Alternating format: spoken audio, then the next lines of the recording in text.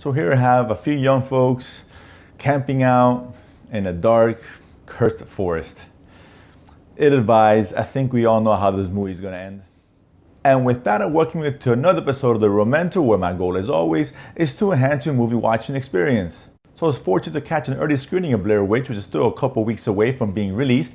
This, of course, is a sequel to 1999's The Blair Witch Project, which is probably one of the most influential horror movies, maybe most influential movies in the last 20 years in terms of its presentation. It ushered in an era of different kind of filmmaking with the whole found footage.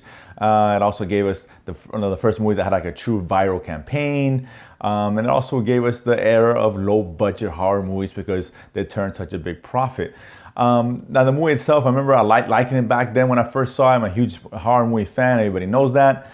But looking back at it now, and I've seen it kind of recently, the movie doesn't really hold up as well. It's not as good as I remember it being. You know, for the exception of the last 5 minutes of the movie and maybe a quick scene in the middle, most of it's just the three people walking around bickering half the time, and it was kind of boring, to be honest with you. Then came the sequel and all that, and many of us were duped into watching that piece of shit, and now it's just an abysmal movie. And now here we go, the third attempt at it again, but this was more of a direct sequel to the original one. The second one's almost not in canon anymore, might as well just throw it out, thank God. This one actually continues that story. We have here the Heather, who we know from this famous scene. Well, her brother now is a lot older. He's still wondering what happened to her. It's been, I think, 17 years since she disappeared. He still thinks somehow she's alive. There's got to be some kind of evidence. And he's pretty much trying to find that closure. And one day someone sends him some footage of someone that might be her. So he goes out to meet these people, and they agree to let him know exactly where they found the video if they agree to have them tag along. So now the brother and his friends and the people that had the footage, they all go out into the woods to try to find Heather. But of course they had different equipment now. Back in the day, 99, it was a handheld camera, but now they got obviously the digital camera, the cameras that they're using. They have these little cameras that they fit in the ear with GPS tracking. They had the flying drones that they're using now. So it's kind of interesting from that respect, but basically it kind of gives you the same feel that the first one did. It doesn't really bring anything new to the table in terms of a movie itself. We've seen all these handheld footage movies before. It's just some of the same tropes, some of the same cheap scares, especially when the camera tilts and goes back, then they see something moving around and the strange sounds. I mean, again, it's status quo for this kind of movie. And to be honest with you, for the first 45 minutes, I was bored. I mean, nothing really was going on. It's very similar to the first one. A couple of scenes here and there, and most of them were arguing half the time. And I was really itching to get out of there. But the last 30 minutes really elevated the movie experience here.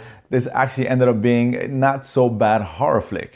Like I always say, a horror movie just needs to be scary to be considered good. And this one isn't bad. There's a lot of strange shit that's going on, a lot of cool imagery that they show you, a lot of tension, and I was actually surprised at how well it came out. Don't get me wrong, it's not the greatest movie of all time. It's not, even this year, there's been some good horror movies that have come out recently. It's not to the level of a Lights Out or a Conjuring 2, but it was still pretty enjoyable. A lot of people in the theaters, you hear the girls screaming. I can almost feel the boyfriend's wince as the girls grab their arms really tightly in those tense scenes and all that.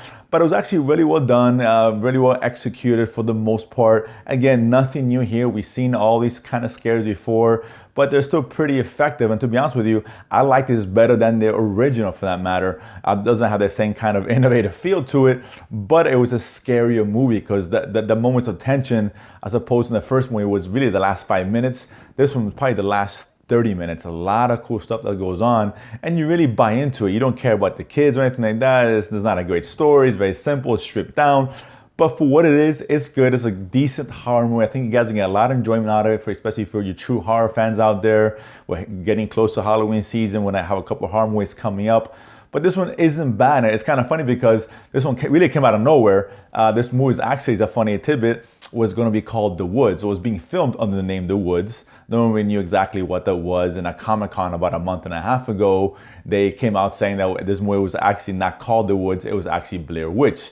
I'm not sure Riley really did that, but whatever, at the end of the day, people got excited about it. There's a lot of lore about Blair Witch. Again, it's one of those movies that people always remember, whether it's good or bad. And like I said, this one obviously won't have the staying power, but at the end of the day, it's a decent horror movie. I actually do recommend you guys watch it if you're a horror movie fan. It's actually not that bad. You will enjoy it. And if you do see it, let me know what you guys think. Comment below. And as always, subscribe below and feed my need to go to the movies and talk about it afterwards. See you guys next time.